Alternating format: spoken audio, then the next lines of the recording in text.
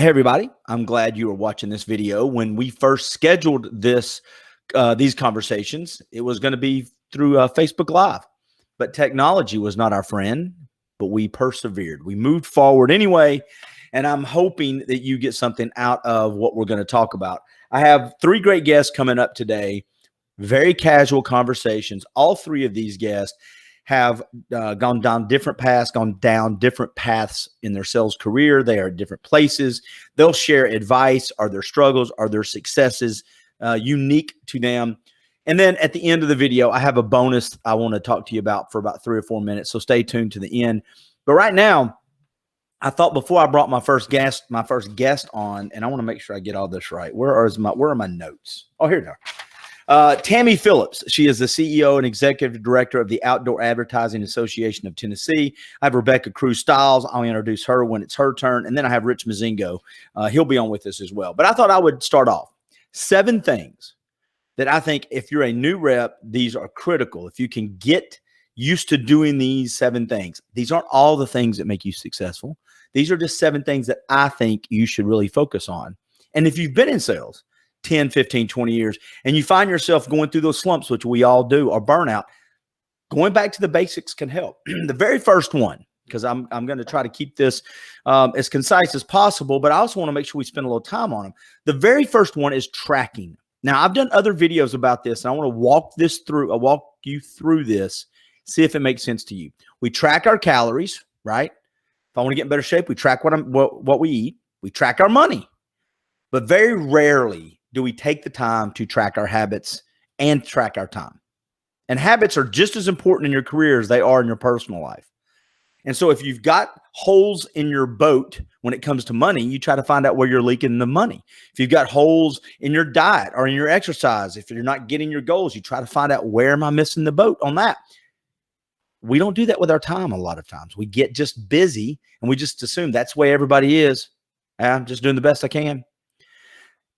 If you stop tracking, or if you don't track, what you'll find is you lose the ability to change direction or make adjustments quickly, and you cannot replicate what's working. So if you go months and months or years and you never really track your habits and your time, when you start to notice there's issues, it's probably pretty ingrained. So the challenge I'm putting out to you on this first topic is take 10 days. Get you a notebook and take 10 days and track your time. And I mean get as granular as possible. From the time you wake up to the time you go to bed. Write everything down as you can. A notebook just like this one right here. What you'll find is, just like with your money and just like with your calories, you'll be surprised how many donuts you're eating, and you'll be surprised on how much money you're spending you don't need to spend.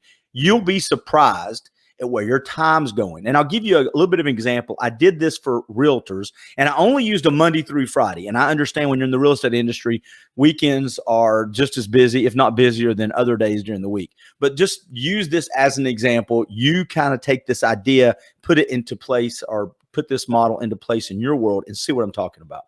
You have 24 hours in a day. If you base it off a 5-day work week, it's 120 hours. Let's say you sleep 8 hours. That's the suggested norm. That's 40 hours a week. 120 minus 40 leaves you 80 hours. Let's say you spend 10 hours a week in the office. Again, based off a realtor. And if you're a sales rep, it may be close to that. Let's say you spend 10 hours a week in the office. So you had 80 hours left over, minus 10, you have 70 hours left over. Now, what if you spend 4 hours a day with your family and at the house or on personal stuff? 4 hours. That's 20 hours a week based off that 5-day week. So that's 70 hours you had minus 20 means you have 50 hours left over. Now, and here I had showing homes, but what if you had other tasks? So what happens if you have other tasks? Instead of showing homes, you do you sell autos, or you have to do cold calling or prospecting.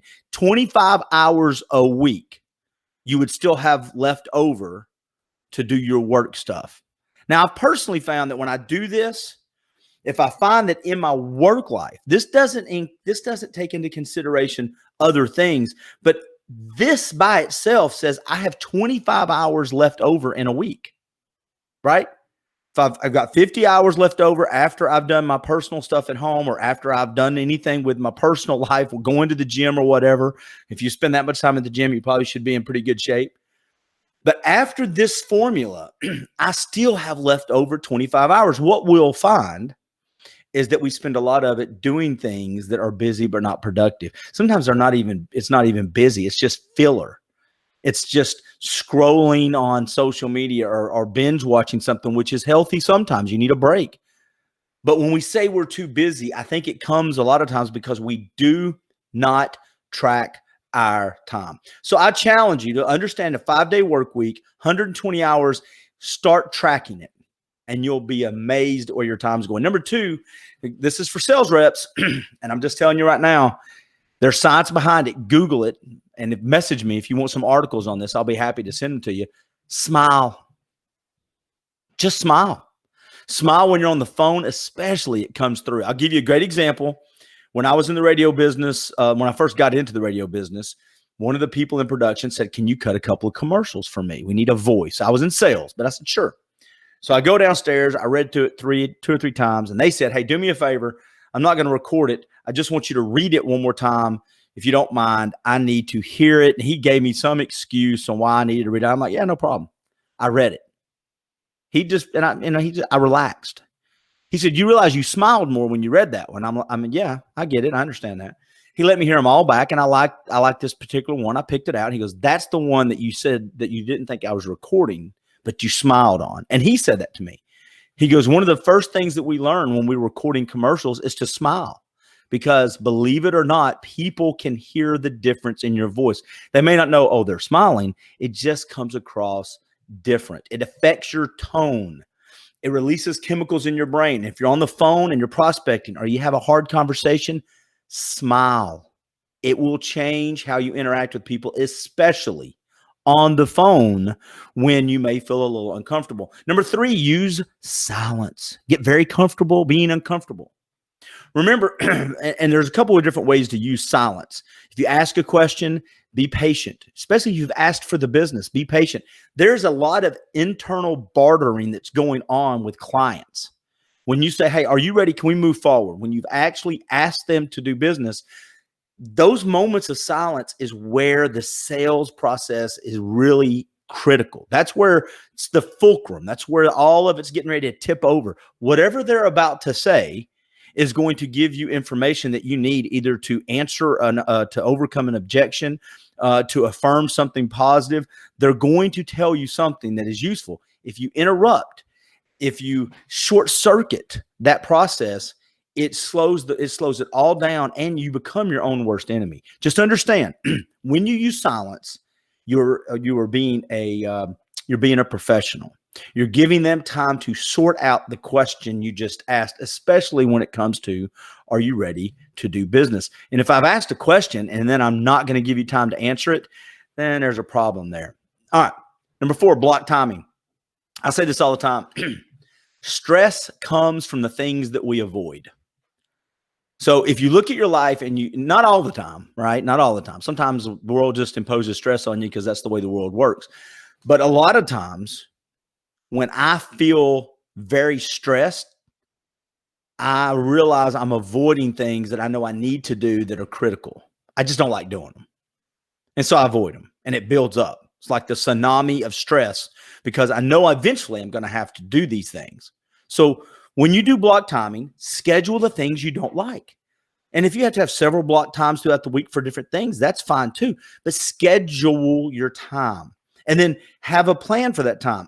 Again, doesn't have to be super structured, but know what I'm going to do. This hour is going to be for the busy work.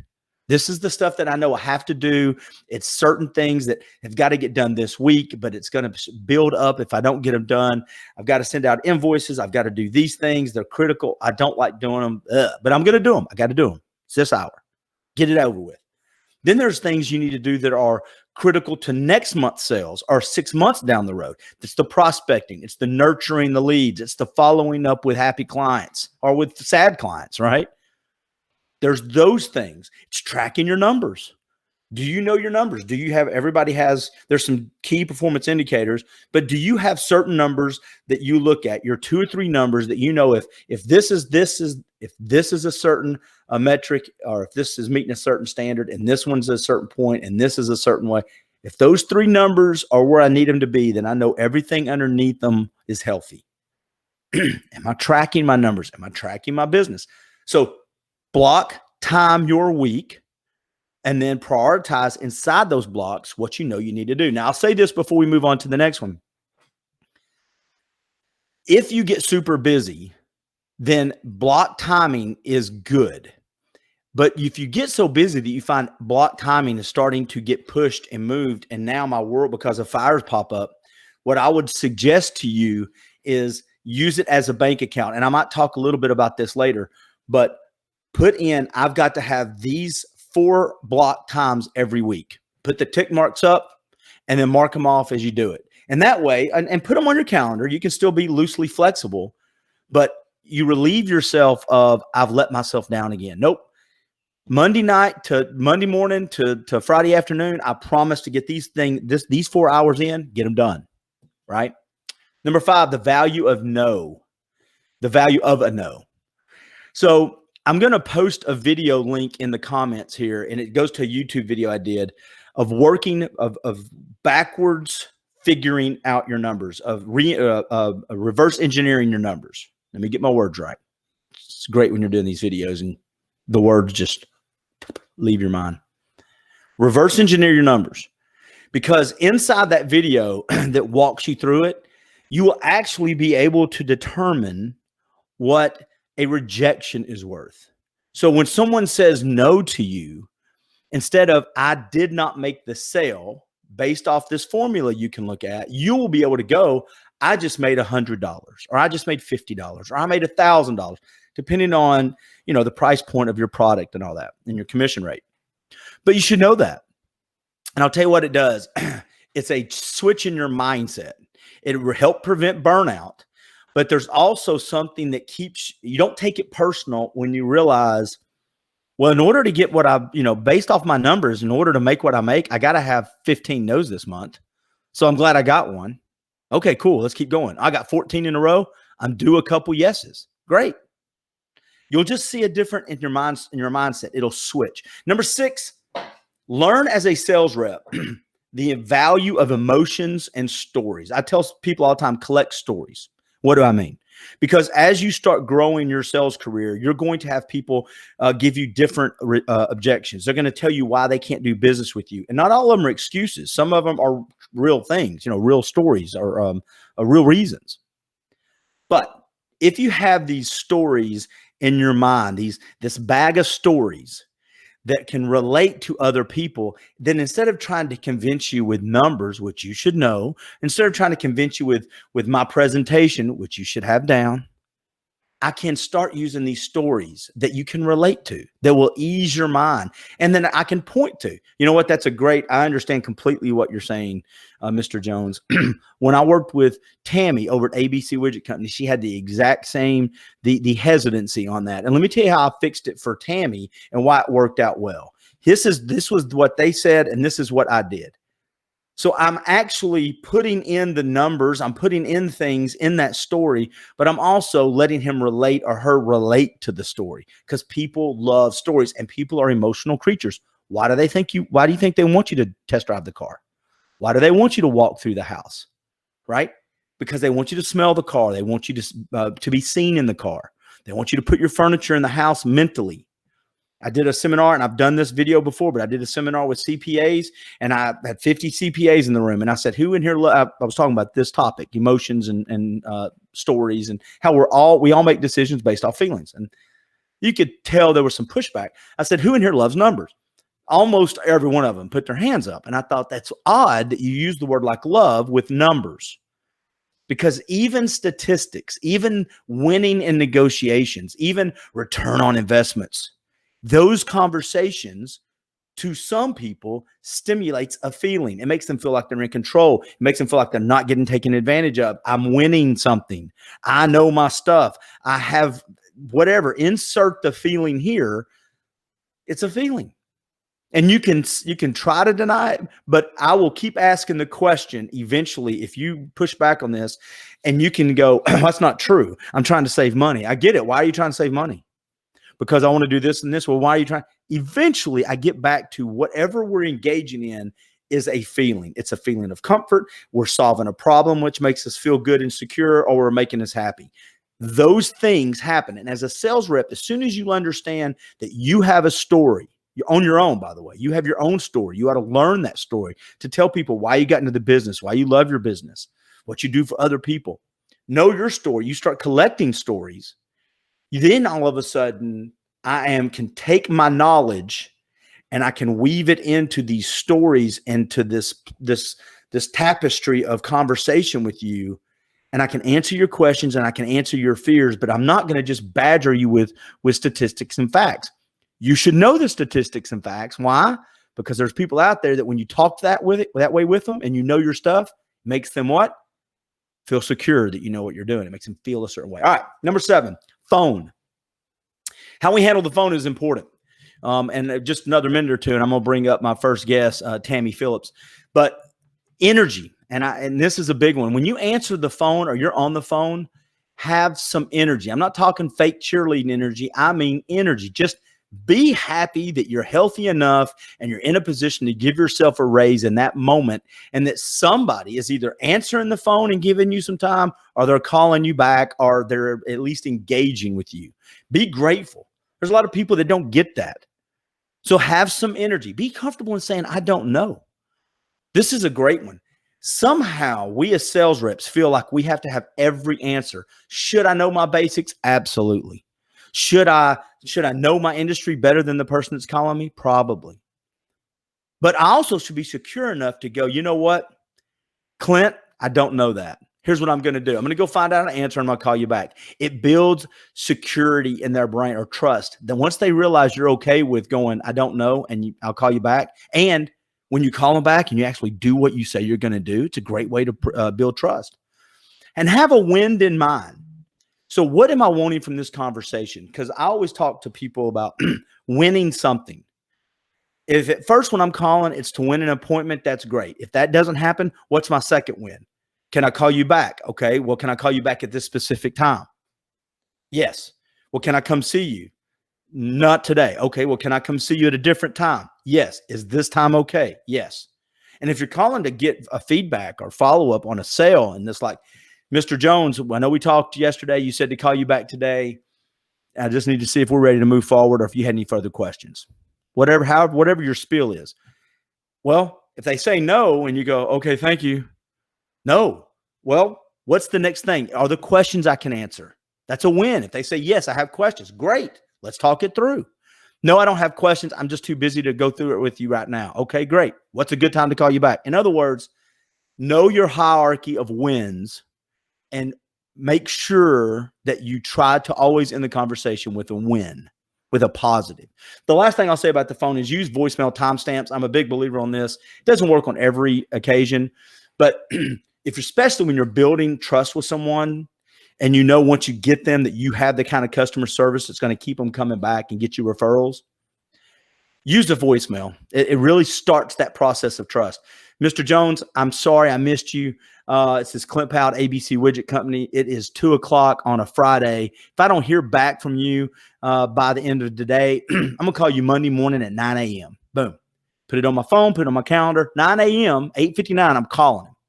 Mr. Jones, it's Clint Powell again, ABC Widget Company. I know I left you a voicemail Friday. I was going to call you back this morning at 9. It is 9. Sorry I missed you again. I know you're busy. If I don't hear back from you by close of business tomorrow, I'm going to call you back Wednesday at noon. Do that 2 or 3 times. They're either going to answer your phone and tell you they're not interested, or they're going to say, hey, I've been busy. Let's talk. But they're just going to call you back and say, stop calling me. That's okay. What'll happen though is it will start immediately subconsciously putting in the back of their brain, this person does what they say they're going to do. They're professionally persistent. All right, I've said enough. I'm ready to bring up my first guest of the day. Remember, I've got 3, maybe 4 great guests coming up. I could actually have 5. You never know when people will chime in. But my first guest was the first one to actually say yes when I sent out the invite. And so I gave her first dibs on time, and she picked high noon. And it doesn't surprise me. She's a Georgia fan. So she is and I know this for a fact, she also can replace her own headlights and do her own oil changes as well. So she's a professional salesperson, and She can fix your car if it's making that noise that you have to explain to the mechanic. It's Tammy Phillips. She is the CEO and executive director of the Outdoor Advertising Association of Tennessee. I met Tammy years ago when she was in media marketing sales, which included TV and digital online. With that being said, here she comes. 1, 2, 3. What's up, Tammy? How are you? I'm good. I didn't lie. You can do your own oil change, right? I can, yes. Yes. And go dogs. We'll Oh, have to go ahead and get that out there right off the bat. wow. I wasn't going to go public with that about you because I thought it might cost you business. But I will counter that with a roll tide and we will move forward as friends. Okay. So I promised that I wouldn't keep my guests more than 15 minutes because I know your time's valuable. So I want to jump straight into just a couple questions and you take it any direction you want. I asked you to give some advice to reps and you said to new reps. You've been a sales rep and you've been a sales manager. Yes. So let's start with your advice. And then from that, I may have a few questions for you. Okay. Well, with sales reps, the biggest thing I will say is buy a car that you love because you're going to live in your car the majority of the time. So, and there's two things. Whenever I was a new sales rep, that a lot of people told me not to buy a nicer car or a luxury car, an expensive car.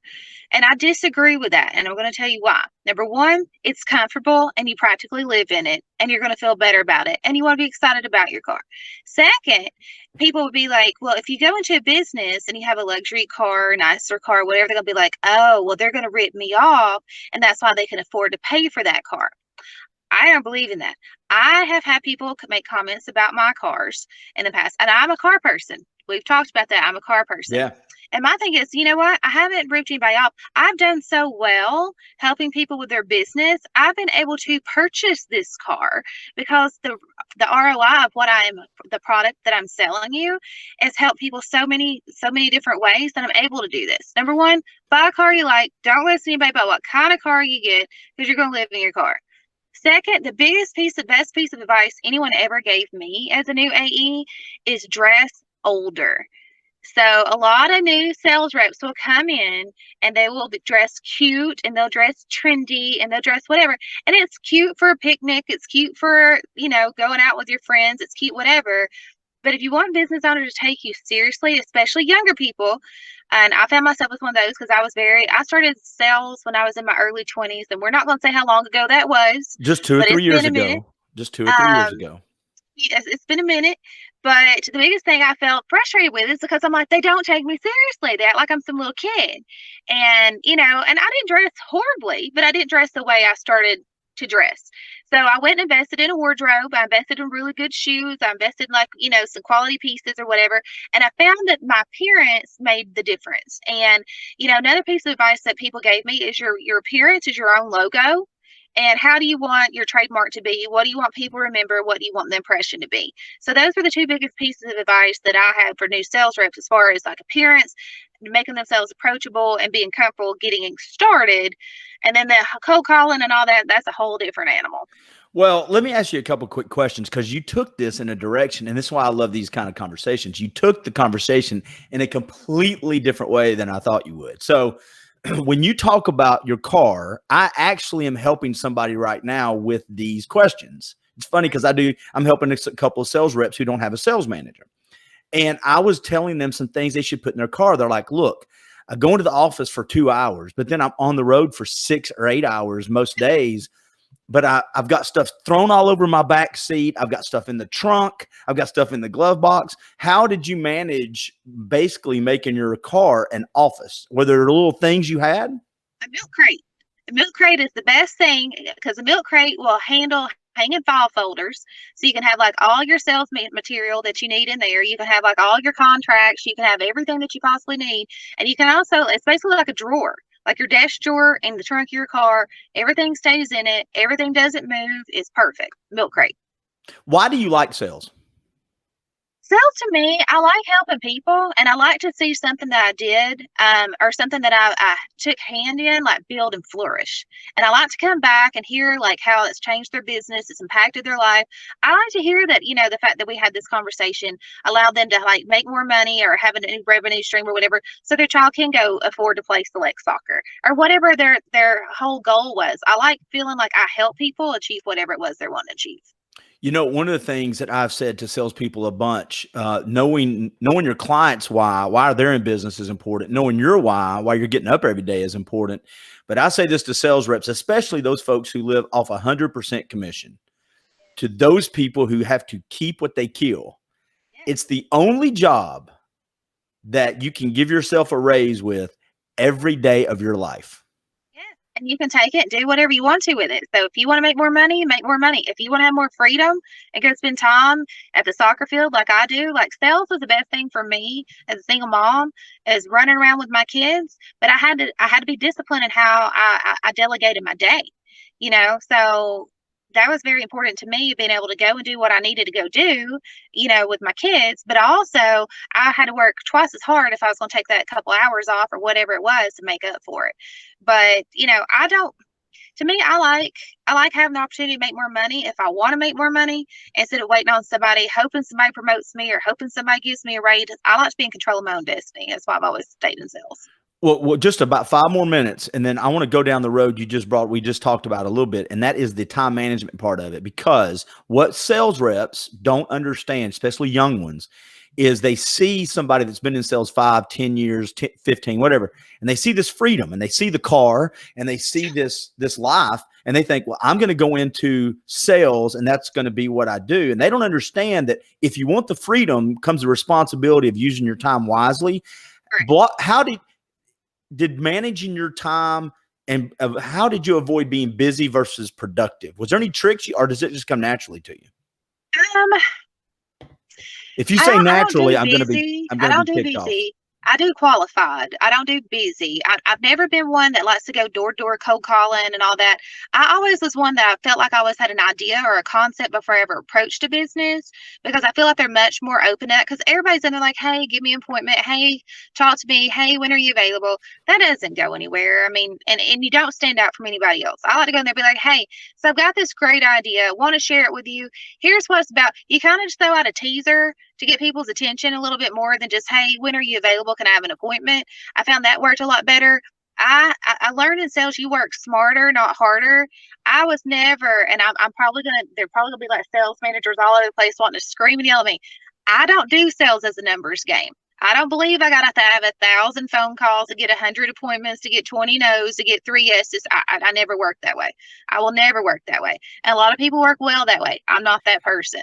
I like to qualify my people before I even fool with them, because otherwise it's just a waste of my time. I'll say this as a sales manager, because I've been a sales manager, and I've also been the guy that's difficult to manage, because I'm the horse that doesn't like the bride. Just get that out of my mouth. Let me go. I'll tell you this though, as a sales manager, if you're young, realizing what motivates your salesperson. Like if I had you on my sales team, what you need to be successful is different than what the person next to you needs. And a sales manager will come in a lot of times and go, the same for everybody, and that's not going to work. That's the worst thing ever. I mean, you can't take a cookie cutter approach, and even salespeople can't take a cookie cutter approach in how they approach sales either. And that's the one thing. It's like I've always tried to tell salespeople, find your niche. What works for me may not work for you. But and the thing is too, with new salespeople, don't be afraid to ask questions. All these, I call them the house cats. The people that's been there for a long time. They've got the established list. They've been doing everything for a long time. Ask the house cats how they got there. I mean, they all started out new too, but ask questions. But and take a piece from everybody and figure out what makes it yours, because everybody's not the same. Like I can go in there and I can probably talk somebody about cars or about football or about whatever. Well, this other kid over here is not going to be able to do that. Maybe their strong suit is tennis that I know nothing about. But whatever their strong suit is, everybody just needs to find their niche and figure out what works for them. And that's what I've always trained salespeople. It's like, don't try to clone me. Don't try to copy me. Don't try to clone your next door neighbor. It's not going to work for you. You just got to figure out what your approach is and fine tune it. And that was the biggest thing that I always used to teach people with cold calling is, don't take that personally. And that was the hardest thing for me to learn as a salesperson, is not to take it personally. But I would always make it a game. It's like, okay, so I tried that approach with this person, and it's different because everybody else's personality on the receiving is different too. But I'm like, okay, I cold called that one, which I hate cold calling and I didn't do it a whole lot. But anyway, but if I did, when I would train salespeople on cold calling, I'd be like, all right, so you're practicing. Every time you go in, you're practicing. That's it. You're perfecting your craft. And that's how you've got to look at it when you're cold calling, is you're perfecting your craft. And then whenever you start getting more yeses, realize what you're saying and doing. Body language is huge in sales. I had this one girl that in billboard sales that whenever I take her cold calling, and she never realized what she was doing with her face. And your facial expression really says a lot about how the conversation is going to go. And she would walk in and she'd be like, can you tell me who makes advertising decisions? And her face looks like she was in pain, like it was just painful for her to ask the question. And I would tell her, I was like, look, I said, if you make it look like it's going to be a painful, uncomfortable, awkward conversation, they're going to receive it as, ooh, I don't want any part of that because you're already like, about it. Right. Why do I want to join that conversation? So you got to be very aware of like how you come across to other people. You've got to make them feel comfortable and want to talk to you. There's so much to it. I mean, it's like after a while, you kind of realize what you're doing, because I realize I put off so many people because I'm more of an aggressive type personality. And whoa. You're aggressive? No. Yeah, I know, right? What? Right? Yeah, I didn't take no well. I'm like, no, I've got a cool product. You need to talk to me. I had to learn to back that off a little, but that was mine in the beginning. So everybody's different. Everybody's either timid or you're too aggressive or something goes on. But you just got to figure out like how you come across to other people. Record yourself sometimes with cell phones of like, do your sales pitch how you think you would do it and then watch it back. You'll learn so much watching yourself. Yeah. And if your company, real quick, because I know some people whose companies do this, if they don't, you do it yourself. Record yourself on the phone, because now when we come across on the phone, we don't understand. And I just did a whole thing on this. We don't understand that our tone, if we smile, our approach to phone work can be a door opener too. Well, it is. And whenever I first started selling Yellow Pages years and years ago, that was my first outside sales job. They went and brought and put mirrors on all of our desks. And we're like, what are y'all doing? They're like, you need to watch your face when you're on the phone. And that was probably the best sales training that I ever got. They sent us for 6 weeks for just full on sales training. Like we were all just young dummies. We didn't know crap about sales. Like this was just full on, like, A to Z. And that was one of the things they did. And I learned so much from that. And I've carried it through like everything that I've done. But that is 100% true. We'll watch what you're doing. All right, my next guest is already in the queue down here, ready to go. So before I let Tammy go, I got a quick question. Do you like what you're doing now? I absolutely love it. It's totally different. But there's still the sales piece of it because I'm working with state federal grant money. So I'm still competing with like radio and TV of why it should go to billboard versus the other mediums. And plus I'm doing the legislative stuff, which that's way different for me. But it's still got the sales aspect of it too. I just don't get to walk out with a contract. I got to wait on those votes and see if my sales skills were on point that day.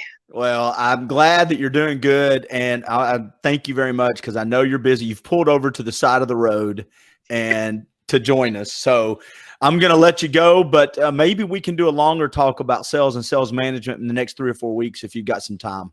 Absolutely. Yeah. I enjoy that. Thank you, Tammy Phillips. All right. Hey, Bye. real quick. Hey, Tammy. Yeah. You're going to hate the way this video ends. Roll Tide. Oh, go Dogs. Yeah, I cut her off. Here comes Rebecca Cruz Styles. What's up, Rebecca Cruz Styles? How are you? Are you really Roll Tide, Clint? Yeah. Yes, she started. You didn't see the video. You came into the queue a little late. She started the video with "Go Dogs." Yay, go Dogs! I like her. You're a dog fan too? Yeah. Do you know Jeff Styles? Yeah, I do, but I didn't know that. I thought he married up. I didn't know he married a dog fan. I didn't know he married a dog Wow. fan. You should be a Bama fan. Ow. Why? I'm just kidding. Why? That's a great Would I way to be a- lose viewers. Do you live in Alabama, Clint I Powell? don't want to have this conversation. Exactly. Yes, I don't. That's what I thought. I've learned two things. I'm not talking sports because I get beat up if you're an Alabama fan, and I'm sure not talking or arguing with a lady because I'll lose that one every single time. Hey, You're listen, a smart man. I am, and I promised all of my guests about 15 minutes, so I want to get into some stuff. I met you, Rebecca Cruz Stiles. I met you in radio advertising. We were both getting trained. And I want to make sure I tell everybody what you do now. Rebecca is the special events coordinator for Erlanger Health System Foundation. Is that correct? That's correct. Okay. It's on your LinkedIn account, so I hope it's correct. It is. All right. So, and I want to make sure we get to the advice that you would give sales reps. But before we do that, I asked Tammy this, and I'd love to ask you, why do you like sales? Why did you get into sales? What about it attracted you? So what attracted me is very different from, how it is today. So what attracted me was, it was the first really professional job that I held. And I had this picture of myself in a suit, with a briefcase and being a professional woman. Right. And sales was, a great avenue for getting there. And it was extremely different from what I would have ever expected. But what I loved about it was that, it's all about creating and building relationships. And, back when we met, when we were both training in radio outside sales, I was extremely naive. I knew nothing. I knew absolutely nothing. So I've learned a lot since then. And we won't even say how many years ago that was, because it was a long time ago, Clint Powell. But a lot of things that I learned way back then are still true today. And it turns out I'm kind of good at it because I keep being pulled back into it. So I've learned a lot of really great skills that I still use today. And even, working for a nonprofit, you would think, well, you don't use sales, but, I sure do, because one of the biggest parts of what's become of my job now is actually supporting the annual events that I execute with sponsorships, which, I have to sell to corporations in and around the area. So, still doing sales. And to be honest with you, and I'll bring up a couple of things. I'm going to hand it back to you, but I love it when people say they're in nonprofit. If you're in nonprofit, that's one of the most competitive worlds. And I don't mean competitive as in we're selfish. And most people are trying to do good things in the nonprofit world, but there's only so much disposable income from businesses and individuals. And there are more and more nonprofits trying to do good work. So it becomes more competitive. So if you don't think sales and forming relationships is important, you're not understanding the nonprofit world right now. You said a couple things. I want to say this too about our radio training. Sure. I said this to somebody the other day because they were talking about digital stuff. And I said, look, the basics of marketing are the basics of marketing. Now, digital, you can track it. It may move quicker, but how the human brain works, the words all of that's basic stuff doesn't really change. So whether you started in radio and then go to TV or in a nonprofit, the human being loves to form relationships, but you have to start that almost immediately as a sales rep. As soon as we meet each other, right? Right. So how do you do that? How did you engage with people that fast to start the relationship? Well, so way back then is very different from, now. So, way back then, I will say that, I thought sales was all about, actually selling and getting the order in. So I felt a lot of pressure to, get the order in. So I would be that person that would go, "Hey, Clint Powell, nice to meet you. Would you like to buy some ads?" Yeah.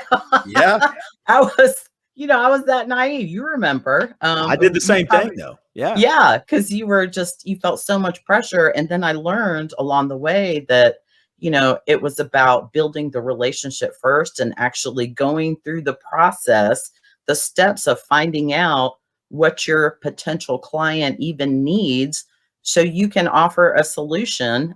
If they're even, a good target prospect for you, they may not be. Yeah. Not everybody is a good prospect for you. And that's what you need to learn first. Well, first, you need to learn what your product or service is that you are actually selling. Because if you don't know that, how are you going to be able to sell it? And then, second, you need to learn, how to engage those potential prospects, learn identify who your good target prospects are, and then learn how to build the relationship with them, and then learn how to be, that solution for them, how to be that resource for them. You're really good at that. You've continued to really master those skills, and I am constantly impressed at how you have taken relationships that you created and built way back then, that continue to be relationships you carry today. And that says a lot to, how you have continued to be a resource for those folks. Well, I appreciate that. And I just want to Yeah. support what you just said. Thank you very much. I think one of the things that I learned when I transitioned from the order taker to professional problem solver, or whatever you Yeah. want to call it, is Yeah. questions are such keys. I mean, if you can learn to ask just good, curious questions that people want to talk about themselves and their business, and if you Mhm. learn to ask the questions subconsciously, I think that builds relationships. And you're exactly right. Learning what makes your client happy or what causes them pain. If you can figure out one of those two things, then you can search your product into that or your service. It's a win-win for both people. When you looking back on your career and where Mhm. you're at now, and you can address this to the person that's been in sales 10, 15, 20 years, maybe going through burnout, or it can be a brand new rep. Yes. What advice would you give either one or both of those? So, you're going to get burned out. Everybody does. Thank you. So yes, it happens. So it's really easy to get stuck in the process, and the routine of what you're doing. Like if you think about it, especially during COVID, right? It's happened to me, especially during COVID when we really couldn't communicate with our prospective clients the same way that we're used to being able to do, face to face. So I got into a routine of having to communicate with my prospects via email and phone calls. And a lot of times you can't even get them, on the phone. So it's an email process. You're emailing out into, the twilight zone, or the black hole. You don't know where those emails are going, or if you're even, emails are even being read. So you get in the routine of just sending out these emails, and you don't know if they're going to result in anything. So that was kind of my burnout factor. So, for example, for me, now that restrictions are being lifted or loosened a lot, and now that I'm vaccinated, I am ready to see some people, right? So one of the things I've been doing is I've just been kind of picking a day in the week where I go out and see people, whether it's, invite someone to lunch, or, just drop by and say hi, or, take a little treat or something just to say thank you. And this is people in various, stages of the process of me trying to, sell them a sponsorship. Maybe they're a past sponsorship. I am nowhere near even actually selling them a sponsorship for any of our events. I just wanted to say hi and say, check in on them, see how they're doing, and just thank them for what they've done, to support us in the past. And then someone who's already committed maybe to a sponsorship. So I've already, quote unquote, sold them, but I just want to pop in and see how they're doing. And, hi, just wanted to, say hello and make sure you're doing all right. So that sort of thing, or just sending them a little card in the mail.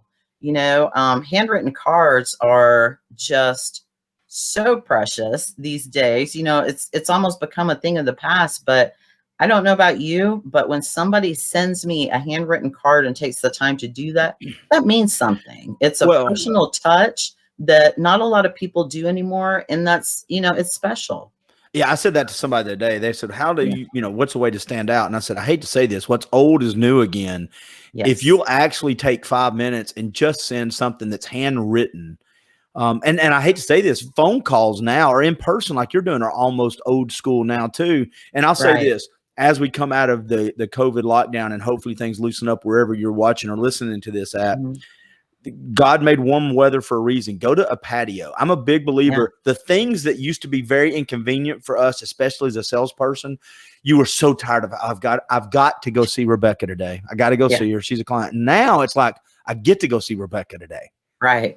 Thank goodness I get to see Rebecca today. Right. It's something you look forward to. Well, and I want to touch on this too, because it really is important for your clients to see you without your hand out, without Yes. you expecting something. Stewardship is a huge part of the sales process. So even if you are not, you know, actually selling them something at that moment, if you just pop in to say hello, that means something, just to check on them, just to see how their business is going.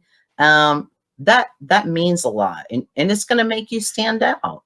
Yeah, and I know you remember, and I'm actually texting my next guest because he and I are. That's how these live things go. These videos go. Yes. I'll be honest with you. We called that selling between the buys. Mm. We called that selling between the buys, and it was if the only time it's like everybody else in our life. That's the Mm. last thing I'll say, and I'll give you the final word, and then I'll bring up my next guest. A lot of stuff, what we learned in sales when we were young, we had no idea that what that was really doing. It was teaching us how to communicate better in business and in personal life. Because if the only time I'm talking to my friend Rebecca is when Mhm. I need something from her and I'm not Yes. there when she needs something from me or checking in with her, then Right. eventually Rebecca's going to understand this is a transactional relationship. Yeah. And I don't really have to invest my time with you when you call or need me. Yeah. I'm going to answer the phone with, "What do you need now?" Yeah. In the back of my Right? brain, it's going to be, hey, man, what's up? Yeah. Yeah. Hey, that's how you answer the phone when I call you. That is not true. That's not true. Usually I'm asking you for a favor or apologizing. Or I'll call you, I'll say, here's last thing, I'm gonna let Rebecca go, and I'll bring up my next guest. This is what Rebecca gets every time. Do you have 3 minutes? 45 minutes later, we've solved world problems, right? We've fixed race relationships, we fixed politics, and we've figured out religion. Right. And we've decided whose fault it is that we went for 3 minutes to 45. That's always fun. Most of It it's was more mine. your fault this time than mine. Yeah. Yeah, it was most of the time. Rebecca, thank you so much for taking the time to join us. I really, really do appreciate it. I look forward to the next time me and you can do a video together. Absolutely. You got it. Anytime, Clint. Thanks. Thank you, Rebecca. All right, now here's my next guest. I'm about to bring him up. Now, I used to host a radio show with this guy, Marketing Mix Radio, here in the Chattanooga area. The website's still up, marketingmixradio.com, if you're wanting to hear any of our 8 years worth of conversations. He is the president of the local pro baseball team of your Chattanooga Lookouts. He's an overall great guy, and I think in his retirement, when he's finished being just a guru business guy, he's probably going to be a professional disc golfer. It's my buddy Rich Mazingo. What's up, Rich Mazingo? How are you, brother? Retirement for me, I'm not going to be a disc golfer because I'm going to have to be 97 years old before I can retire. So, well, especially after what COVID did to the business world and your retirement accounts, you're done, man. Yeah, we could be having a little trouble. We have a little trouble. You look good today. How you feel? Hey, I'm feeling great, man. This has gone. Last time I tried to do a big thing like this, there was issues with technology. This is the second time. I think God may be saying, "Hey, everybody's tired of hearing you talk sales, Clint." Maybe, but that's why I bring people like you on, because people may be tired of me. They're never tired of the president of your Chattanooga Lookouts. All right, 15 minutes, man, and we're talking sales. The cool thing is I've had one person on that started in TV and digital sales, and she now is running an organization, Tennessee Outdoor Advertising Association. Rebecca runs the Erlanger Health System special events, so she's in the nonprofit world. She too had media sales. You are in the pro baseball sports world, but you're responsible for ticket sales, concession sales, advertising and sponsorship sales. I think we're getting a good range of perspective. Sure. Do you have a philosophy on sales and sales management? Sales management. I stink at sales management. I'm so bad at sales management, and you know, and I struggle with it. I struggle with, do you push people more? Do you push them less? And one of the things that I've learned is it's on an individual basis, and it could literally be on a month by month basis with different people. Yeah. Sometimes they need a push, sometimes they need a pull. Sometimes they need a hand up, sometimes they need a swift kick. But so I struggle with sales management. On the sales side, man, I really truly believe, especially in our industry, we're relationship driven. People are buying Rich Mazingo, or they're buying Andrew Zito, or Coralie Bryan, or whoever it may be. So I think we do a ton of sales, and I try to really focus on the personality side of it, and the relationship side of it. I'm glad you brought that up. It's come up in both my other conversations, and I'm taking some notes. In a world, and I'm trying to figure out how to frame this so you can jump off on it. You can use it as like a stepping stool. But in a world where we have this click to buy, put it in your basket and buy, I never have to talk to Rich Mazingo. And then you can do this to thelookouts.com. I can go buy a hat right now and never talk to anybody. Right? I can get it to my house, never talk to anybody. Okay. But in a world where we just want self-checkouts, we want less human interaction a lot of time on the sales side, it's ironic that most of the really successful salespeople I know try to meet people and get to know them, because the click buy here on real high-end sales stuff doesn't work. No. It doesn't. But you're also talking about, Clint, you're talking about, if you want a hat, there's 7,300 hat sites you could go to right this minute. Why are you going to pick a Lookouts hat? Why are you going to pick someone in your, but you get a little bit more high end, we're selling sponsorships out here. And while people want to be involved, and I'd argue sometimes need to be involved, there's other people, there's other places. Go to a radio station, go to a TV station, go to a billboard company. There's other ways to get your name out, but we're going to deal with people who want to deal with us. We're going to deal with people who want to be in a field where it's just coming at it a little bit differently. And for us to get our point across and for us to make the sale, it's going to be based on relationships. We talk about this when we did the radio show, how who you associate with is important on a business side. But from your standpoint, when you're going to ABC Widget Company, you get to actually present to them, hey, you get to be part of other people making memories, and they're associated with something that's very positive with the Chattanooga Lookouts. So that opens the door for you. But most smart business people are still going to ask you about numbers and return on investment. Is that something you rely on a lot, or is more your stories? It's more stories for us. And while our numbers are fantastic, if you put the Lookouts numbers up against, any other events in this town, I mean, everyone else is going to pale in comparison. And we have we averaged 3,400 people a night in 2019. But we run almost 250,000 people through here, and that's a stunning number for Chattanooga, Tennessee. Yeah. So we're good at the number side, but for us, it's much more about, if I can get someone, Clint, to come into my ballpark, stand at the top of my stairs, and look at my outfield wall. I've got people on an outfield wall that aren't trying to sell to you or me, but they just want to be part of the Chattanooga Lookouts, and I think that speaks volumes. I got to be honest. I'm so glad you said that. That goes back to something I said before I even brought Tammy on. Is that's the reason people want you to drive the new car. That's the reason they want you to walk around the house and see where you would put your furniture. Because once you see, smell, feel something, you start justifying why it's a good investment. Absolutely. Or why you're going to be, whether it's, you're exactly right. Why you're going to make that choice, why you're going to write that check. And that's wildly important. Last thing I'm going to ask you, and then I'm going to let you give advice to salespeople, because even if you're even if you're selling something different than other folks, there's lessons you probably have learned along the way as a salesperson. And I'm going to make sure you can tell people that, but you have a sales team. How important is it for them, or do you? It's okay if you don't. That's why we're doing these conversations. Block timing. In other words, okay, team, from 10 to noon today, we're selling tickets. Or, okay, me, Zeta, whoever it is, we've got to have some time management because we're behind. Or is this just driven by need? Well, in a regular year, especially in our fall, when the baseball season ends before Christmas, we will do some block timing stuff. We'll do I don't want to say we do it on a daily basis, but man, we'll pick out a day or pick out a morning or pick out 2 hours where everyone's going to make 75 calls just about selling individual game tickets. That's it. So we do a little bit of block timing. Clint, we came back about 7 weeks ago. So what we've done is run with our hair on fire for 7 straight weeks. So whatever you can do, whenever you can do it, that's what we've been doing. I mean, I've literally spent the last, we're in crunch time. We're starting in 4 days. I've spent the last 2 hours of my day marking off which seats in the general admission section you can sit in and which ones you can't sit in. So, everything's still got to happen, and it doesn't happen on your time all the time. Are you putting pictures of me in the spots that can't be occupied? That would be great. Like just a bunch of me's and different poses. That would be great. Like You this. could have Clint doing this one, or Clint saying, come on. Yeah. Or like That'd be looking at you like fantastic. this. I could be looking.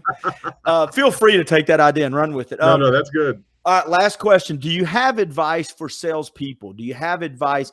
And it can be stuff you've had to tell your sales folks before, whether it's time management, separating personal from professional, whatever it is. Do you have advice for salespeople? I got 11 pieces of advice at least, or 23. Or we got time. I use, some of them I don't. Have a thick skin.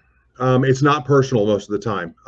And we talk about all the relationships and that kind of stuff. It's kind of counterintuitive to say it's not personal, but it's not personal. The vast majority of sales are a numbers game. If you're not willing to pick up the phone, if you're not willing to knock on doors, if you're not willing to make appointments, you're not also going to be willing to make sales, because they're just not going to happen for you. Man, I'm a firm believer in overpromise or underpromise, overproduce. Return business is the easiest business in the world to get, but it's only easy business to get if you've done what you said you were going to do. We don't beat clients. Don't try to get an extra nickel or a dime out if it's not worthwhile for both of you guys, and you're not doing what you're supposed to be doing on their side of it. So, I think real quick, don't you think repeat clients are also the easiest to lose once they realize that you're not engaged with them and you're not living up to it? They'll just in their brain go, well, I'm not doing that again. They won't tell you. They just won't resign. But on the other side, Clint, are they not the easiest? They know you, they've liked you, they've made a purchase from you, they know exactly what your product is. If you do what you say you're going to do, I think you're right. I think you're spot on both sides of that. They're the easiest to win, are the easiest to lose, and the easiest to keep. So, and they're the hardest to get back. Once you lose somebody. Oh yeah. That point gets ugly in a hurry. You said that like you've experienced that maybe once or twice. I have as a salesperson. Once or twice this week, man. I mean, it's brutal. It's all brutal. Right. Listen, I never know where these videos are getting watched. And so if you're watching outside the North Georgia, Chattanooga area, you can ignore the next 15 or 20 seconds. And then I'm going to finish the video up with a bonus thing I'm going to talk about. Chattanooga Lookout, you said start in 4 days. Give me a date so if they're watching this afterwards, they know. May 4th, 7:15, right here at historic AT&T Field in beautiful Chattanooga, Tennessee. But it's sold out, isn't it? It is. Heck yeah. But we play for the next 5 days after that too. So we go Tuesday through Sunday this week, or this upcoming week. So come out and see a little baseball with us. Absolutely. Rich Mazingo, I've heard your phone go off, dude. You are a busy dude. We're moving a little bit today. Hey, thanks for jumping on with me, man. It's always a pleasure. I appreciate you. See you, Rich Mazingo. Bye. You're good. All right, everybody, here's what I want to do. I want to finish up talking. I started off with the 7 things. There are 7 things that I think will help you as a salesperson, whether you've been in it for 6 months or you've been in it for 15 or 20 years. I want to end with a bonus thing. And I wrote an article about this a while back, and I've done a couple of podcasts during the break podcast on it. But and I want to say it to you now, because I don't think it never hurts to say something good as many times as possible so as many people can hear or see it. If you're in sales, I will tell you right now, outside of the habit, all the other stuff aside, the number one obstacle, the number one danger for you as a salesperson is success by far. And the reason is, and I use this example when I talk to sales teams, if you've ever broken down, if your car's ever broke down and you've had to push it, when you stop pushing, if you have to start up again, it takes a lot more energy. You lose momentum, right? Well, when you start being successful as a salesperson, it is easy to become so busy, you forget to plant the seeds that you're wanting to reap. And so, you're wanting to reap later. You start believing your own press, right? You've arrived. Oh, great job. Clint's done this or Sally's done that. They're killing it the last 6 months. They have arrived. And so what happens? You stop prospecting, or you stop talking to those clients between the buys. You stop doing some of the things that our guests have talked about. You've stopped doing what got you there. What happens?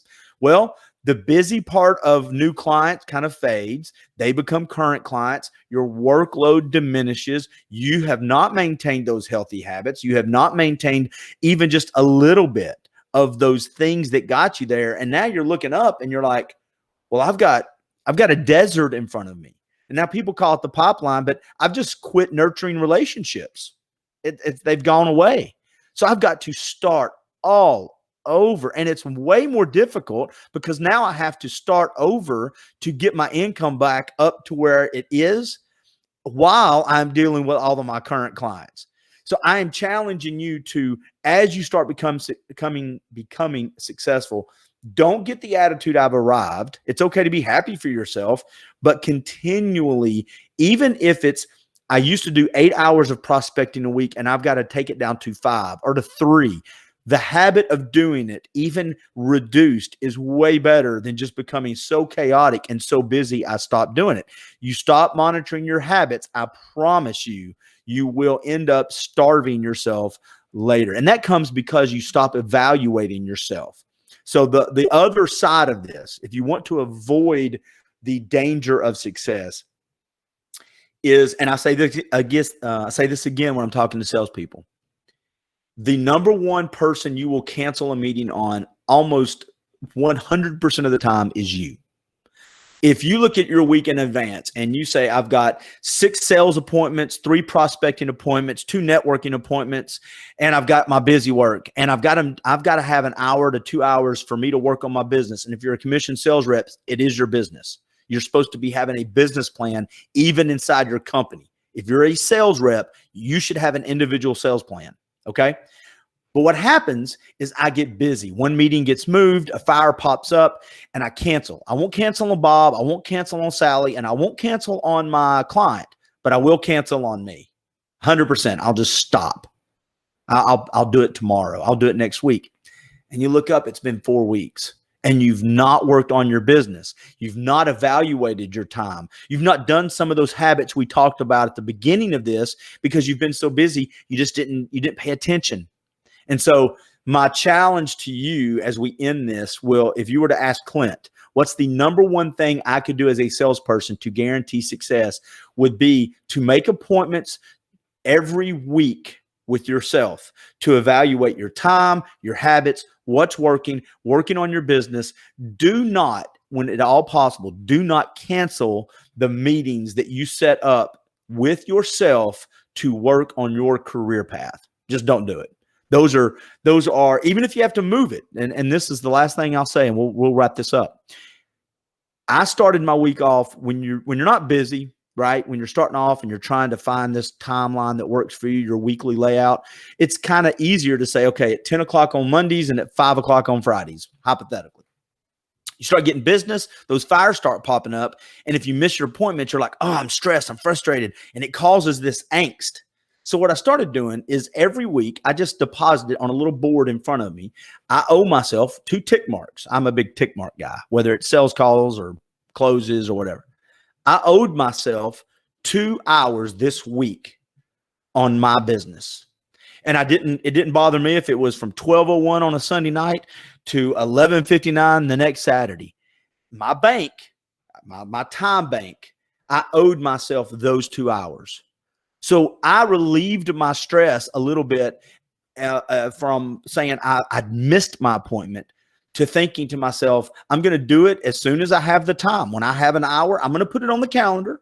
I'm going to put it on there. But if I miss it, I've given myself some latitude to take it, withdraw that or deposit that hour into the bank. I just owed myself those 2 hours. And I gave myself grace and forgiveness that if it got moved, it doesn't mean I'm not going to live up to that commitment for myself. So there we go. I really appreciate you joining us and watching this video. I'm sorry we could not do it live. We'll try it next time. Hopefully my platform and Facebook or LinkedIn are talking at that point. These things happen, but I appreciate your patience. I hope you enjoyed it. Feel free to follow me on LinkedIn or Facebook during the break podcast and all your podcast platforms. Leave us a rating and review. We'll talk to you later. Bye, everybody.